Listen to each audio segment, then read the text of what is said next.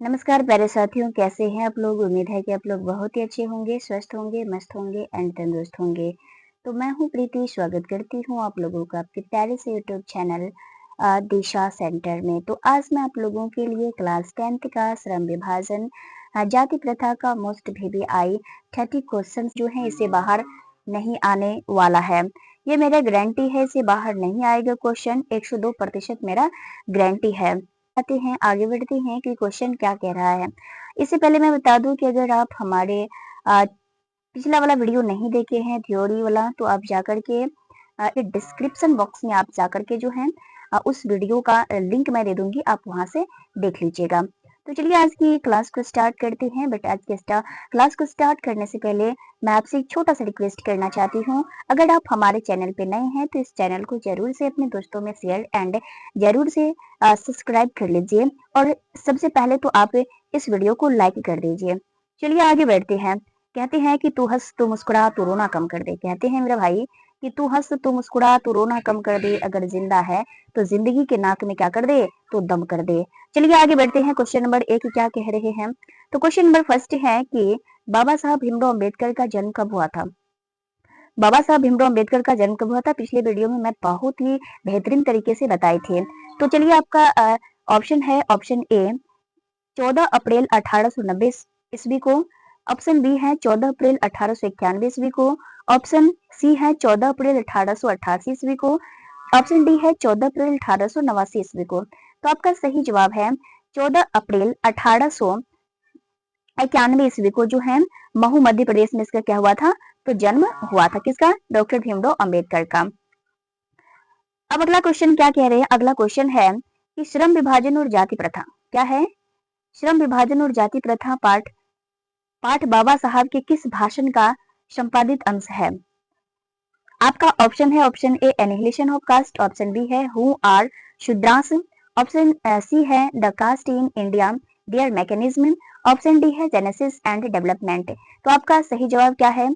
तो आपका जो सही जवाब है ऑप्शन ए है एनिहिलेशन ऑफ कास्ट। क्या है, एनिहिलेशन ऑफ कास्ट से जो है यह श्रम विभाजन और जाति प्रथा लिया गया है। यह जो है बाबा साहब भीमराव अम्बेडकर दिल्ली में जब भाषण दे रहे थे तो वहीं से यह जो है चैप्टर उठाया गया है।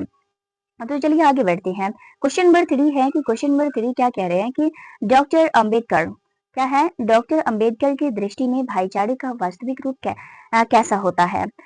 तो इसमें जो है ऑप्शन आपका है कि तिल और तंदूल के मिश्रण की तरह, पानी और नमक के मिश्रण की तरह, दूध और शक्कर के मिश्रण की तरह। ऑप्शन डी है दूध और पानी के मिश्रण की तरह।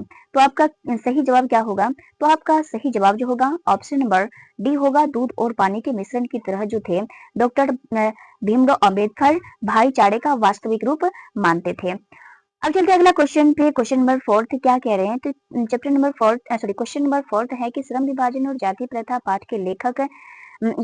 तो इनके जो लेखक हैं वो कौन है, तो भीमराव अम्बेडकर है। कौन है, भीमराव अम्बेडकर है। अब बात की हूँ, अगर आप उस वीडियो को नहीं देखे तो आप जो है जल्दी से हमारे चैनल पे जाइए और वहां से उस वीडियो को भी देख लीजिए, क्योंकि वहां जो है 5 से 6 नंबर आपको कंफर्म होने वाली है। तो आप उस वीडियो को भी देख लीजिएगा, क्योंकि इसमें मैं वीडियो ट्रिक से बताई हूँ कि लेखक तथा पाठ का नाम याद करने का ट्रिक बहुत ही शानदार व लाजवाब है। चलिए आगे बढ़ते हैं। क्वेश्चन नंबर क्या है, जाति प्रथा में बेरोजगारी। जाति प्रथा में बेरोजगारी जो है एक डैश कारण बनी हुई है। कौन सी कारण बनी हुई है, तो याद रखिए जाति प्रथा में बेरोजगारी का एक प्रमुख कारण बनी हुई है। कौन सी कारण, प्रमुख कारण बनी हुई है। आपका ऑप्शन नंबर ए सही हो जाएगी।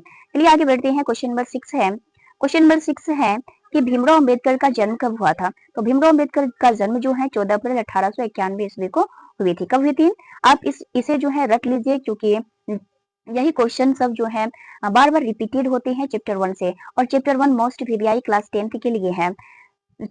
अब अगला क्वेश्चन पे चलते हैं। क्वेश्चन नंबर 7 थे, क्या कह रहे हैं। तो क्वेश्चन नंबर 7 है कि डैश डैश पैसे का दोषपूर्ण पूर्व निर्धारण करती है। तो कौन जो है पैसे मतलब जो होता है ना मेरा भाई, वो काड़ी होता है। क्या होता है, काड़ी। पैसे मतलब क्या होता है, एक पैसा होता है काड़ी, एक पैसा होता है मनी वाला। क्या वाला होता है, मनी वाला। तो इसका जो अर्थ है किसका, इस पैसे का, तो इस पैसे का अर्थ है काड़ी, काड़ी।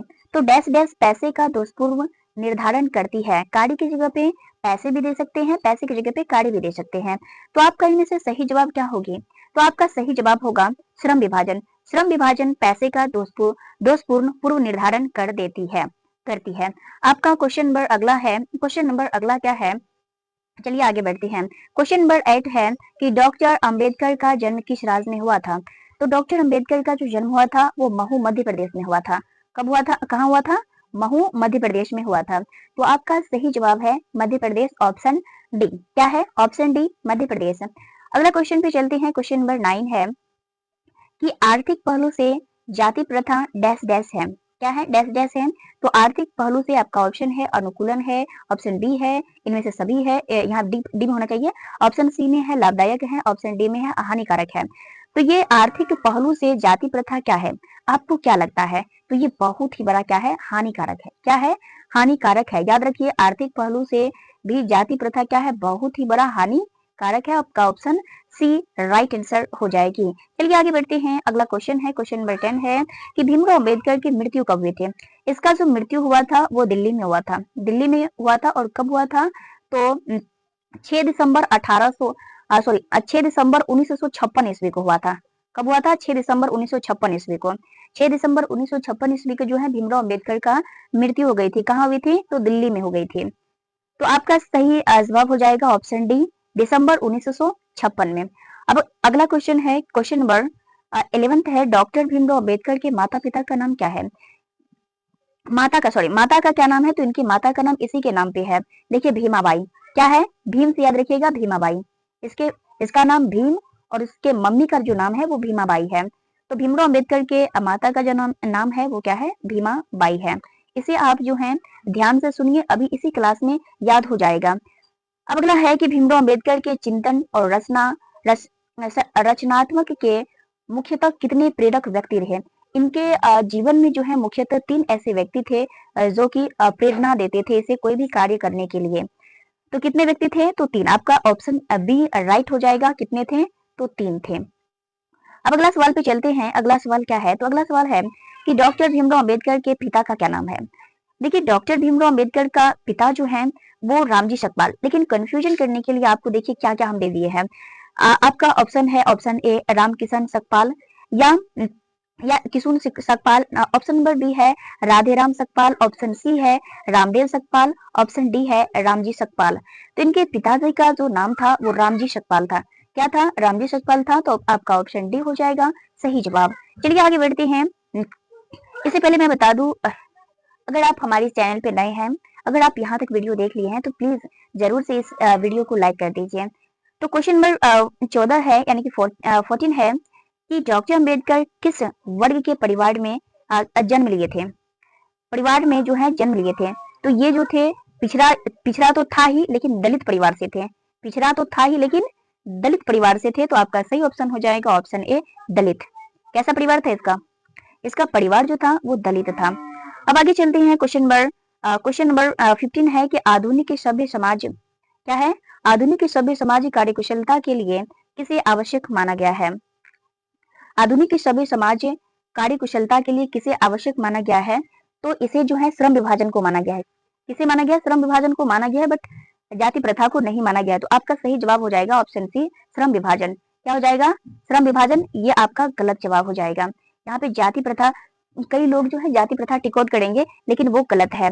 आपका आधुनिक सभ्य समाज कार्यकुशलता के लिए आवश्यक मानता है तो लेखक कहता है कि श्रम विभाजन। क्या कहता है? श्रम विभाजन। तो आपका सही जवाब हो जाएगा ऑप्शन सी श्रम विभाजन। अब चलते हैं क्वेश्चन नंबर 16 पे कि जातिवाद के पोषक के द्वारा श्रम विभाजन किसका दूसरा रूप माना जाता है? तो ये जो है जाति प्रथा। आपका सही जवाब हो जाएगा जाति प्रथा, ऑप्शन डी।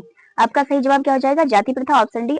अब चलते हैं अगला क्वेश्चन नंबर 17 है। 17 क्वेश्चन नंबर है कि लेखक बेरोजगारी प्रमुख और प्रत्यक्ष कारण किसे मानते हैं? आपका ऑप्शन है ऑप्शन ए जाति प्रथा को, ऑप्शन बी है उद्योग धंधों की कमी को, ऑप्शन सी है अशिक्षा को, ऑप्शन डी है जनसंख्या को। तो लेखक जो है बेरोजगारी का प्रमुख प्रत्यक्ष कारण किसे मानता है? तो वो जो है जाति प्रथा को मानते हैं। किसे मानते हैं? जाति प्रथा को। तो आपका सही जवाब हो जाएगा ऑप्शन ए जाति प्रथा को। अब चलते हैं अगला क्वेश्चन पे। क्वेश्चन नंबर 18 है कि लेखक लेखक की दृष्टि में आदर्श समाज कैसा होना चाहिए? आपका ऑप्शन है जिसमें सभी पढ़े लिखे हो, ऑप्शन बी है जिसमें सभी स्वस्थ हो, ऑप्शन डी है जिसमें सभी स्वतंत्र, समानता और भ्रातृत्व का भाव हो। भ्रातृत्व मतलब होता है भाईचारे, भ्रातृत्व का भाव हो। ऑप्शन डी है इनमें से सभी हो। तो लेखक जो है क्या मानते हैं? लेखक की दृष्टि से आदर्श समाज वैसा होना चाहिए जिसमें स्वतंत्रता भी हो, समानता भी हो और भाईचारे वाले गुण भी हो। तो आपका सही जवाब हो जाएगा ऑप्शन सी। 18 का option C is right answer हो जाएगी। अब अगले क्वेश्चन पे चलते हैं। क्वेश्चन नंबर 19 है कि जाति प्रथा किस प्रकार का श्रम विभाजन है? जाति प्रथा जो है किस प्रकार का श्रम विभाजन है? आपके सामने ऑप्शन है। ऑप्शन ए स्वाभाविक, ऑप्शन बी है संवैधानिक, ऑप्शन सी है अस्वाभाविक, ऑप्शन डी है प्राकृतिक। तो आपका सही जवाब हो जाएगा ऑप्शन ए स्वाभाविक। लेखक जो है जाति प्रथा किस प्रकार श्रम विभाजन मानते हैं? तो स्वाभाविक मानते हैं। आपका option A is right answer हो जाएगी। अब क्वेश्चन नंबर है 20 की लेखक की दृष्टि से लेखक की दृष्टि में विडंबना की बात क्या है? विडंबना की बात क्या है? विडंबना का जो अर्थ होता है वो क्या होती है? विडंबना का अर्थ होता है उपहास। क्या होता है? उपहास होता है। विडंबना की जो अर्थ होता है वो उपहास होता है। तो लेखक की दृष्टि में विडंबना की बात क्या है? आपका ऑप्शन है, आपके सामने ऑप्शन है आर्थिक दृष्टि से जातिवाद उचित है। लेखक कहते हैं जातिवाद लोकतंत्र के विरुद्ध नहीं है।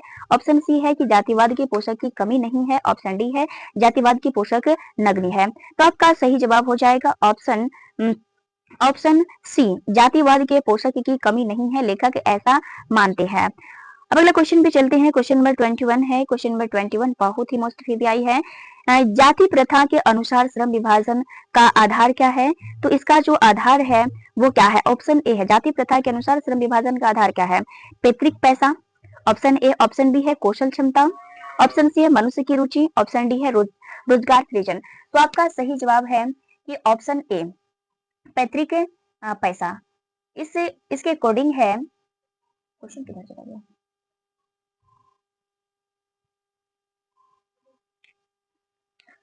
जाति प्रथा के अनुसार क्वेश्चन नंबर 21 है कि जाति प्रथा के अनुसार श्रम विभाजन का आधार क्या है? तो श्रम विभाजन का आधार जो है वो पैतृक पैसा है। क्या है? पैतृक पैसा है। मतलब जो कार्य हमारे पिताजी कर रहे हैं कि हमारे पिताजी किसान हैं तो फ्यूचर में हम भी क्या बने? किसान ही बने। ये पैतृक गुण के अनुसार है। इसे जो है लेखक नष्ट करना चाहते हैं और जब तक हम लोग नष्ट नहीं करेंगे तब तक लेखक का सपना पूरा नहीं होगा। तो चलिए आगे बढ़ते हैं। आगे क्वेश्चन है। अगला क्वेश्चन है 22 है श्रम विभाजन और जाति प्रथा के लेखक कौन है? तो श्रम विभाजन और जाति प्रथा के लेखक जो है वो कौन है? बाबा साहब भीमराव अंबेडकर है। तो आपका सही जवाब क्या हो जाएगा? ऑप्शन डी, बाबा साहब भीमराव अंबेडकर है। ये 3 बार हो गया इसलिए क्योंकि ये जो है बहुत ही बार पूछा गया है क्वेश्चन। अब चलते हैं क्वेश्चन नंबर 23 पे। श्रम विभाजन और जाति प्रथा शीर्षक किनके द्वारा हिंदी में रूपांतरित किया गया है? तो ये जो है ललन सिंह यादव के द्वारा क्या किया गया है? रूपांतरित किया गया है, क्योंकि ये जो था इंग्लिश में था। कौन सा लैंग्वेज में था? इंग्लिश लैंग्वेज में था और हिंदी लैंग्वेज में करने के लिए ललन सिंह यादव ने इसे हिंदी में कन्वर्ट किया। अब अगला क्वेश्चन है 24 है कि भारतीय संविधान के अगला क्वेश्चन क्या है? भारतीय संविधान में महत्वपूर्ण भूमिका किसकी है? तो भारतीय संविधान में जो है भीमराव अंबेडकर का जो है महत्वपूर्ण भूमिका है। आपका option number C is right answer हो जाएगी 24 का। अब चलते हैं अगला क्वेश्चन है। क्वेश्चन नंबर 25 है कि जाति प्रथा मनुष्य के पैसे को किस प्रकार प्रभावित करती है? तो पैसे का अर्थ क्या होता है बाबू? पैसे का जो अर्थ होता है वो कार्य होता है। बोलो बउआ, पैसे का जो अर्थ होता है वो कार्य होती है। अब बताइए यह मनुष्य को रोजगार जाति प्रथा मनुष्य के पैसे को किस प्रकार प्रभावित करती है? तो ये मनुष्य के रोजगार मुखी बनाती है। यह मनुष्य को पैसा के लिए दक्ष बनाती है। ये मनुष्य के पैसों में बढ़ावा देती है या यह मनुष्य को जीवन भर के लिए एक ही पैसे मतलब होता है कार्य में बांध देती है। तो आपका सही जवाब हो जाएगा मेरे दोस्त ऑप्शन नंबर डी। ये जो है जाति प्रथा हर एक मनुष्य को जीवन भर के लिए एक ही पैसे मतलब कार्य होती है तो कार्य में बांध देती है। ये नहीं होना चाहिए। अब आगे बढ़ते हैं। अगला क्वेश्चन नंबर 26 है कि सभ्य समाज श्रम विभाजन के लिए किसको आवश्यक मानता है? तो ये जो है किसे मानता है? जाति प्रथा का। Option number D right answer हो जाएगी। क्वेश्चन नंबर 26 है। क्वेश्चन नंबर 26 है कि श्रम विभाजन और जाति प्रथा गद्य की कौन सी विधा है? तो ये जो है निबंध है। कौन सी विधा है? निबंध है। अब भाषण पे टिकोट मत कीजिएगा क्योंकि ये गलत है। ये जो है निबंध है। क्या है? निबंध। श्रम विभाजन और जाति प्रथा गद्य की कौन सी विधा है? निबंध है। अब अगले क्वेश्चन पे चलते हैं। अगला क्वेश्चन है, क्वेश्चन नंबर 28 है कि विडंबना का अर्थ क्या होता है? तो विडंबना का अर्थ होता है उपहास। क्या होता है? उपहास होता है। अब अगले क्वेश्चन पे चलते हैं, क्वेश्चन नंबर 29 है। 29 है कि भीमराव अम्बेडकर ने निम्न में से किसकी रचना की है? तो ये जाति प्रथा और श्रम विभाजन का, या बाल संख्या से केस का, या बहादुर का, या ऑप्शन नंबर डी नाखून क्यों बढ़ते हैं? तो श्रम विभाजन और जाति प्रथा के जो लेखक हैं वो कौन है, या अम्बेडकर ने निम्न में किसकी रचना की है? तो जाति प्रथा की जो है रचना की है। किसकी रचना की है? जाति प्रथा की रचना की है। आपका ऑप्शन नंबर क्या हो जाएगा? तो आपका ऑप्शन नंबर जो है ए हो जाएगी। अब चलते हैं अगले क्वेश्चन पे चलते हैं। क्वेश्चन नंबर 30 है, जो कि लास्ट इस क्लास का लास्ट क्वेश्चन है। सच्चे लोकतंत्र का पर्याय क्या है? तो सच्चे लोकतंत्र का जो पर्याय होता है वो भाईचारे वाली होती है, ना कि जाति प्रथा वाली, ना कि सुशांत वाली, ना कि कानून व्यवस्था वाली। ये तीनों के तीनों क्या है? गलत है। आपका सही ऑप्शन हो जाएगा ऑप्शन नंबर ए, भाईचारे। थैंक यू मेरे प्यारे साथियों। तो अब आप कमेंट करके बताइए कि 30 आउट ऑफ 30 मतलब 30 में से आपका जो है कितना सही जवाब हुआ। अगर आपका 20 30 में से 20 जो है सही होते हैं तो आपका तैयारी जो है लगभग 70% है और मेहनत करने की आवश्यकता है। अगर इससे कम है तो आपको जो है और ज्यादा मेहनत करने की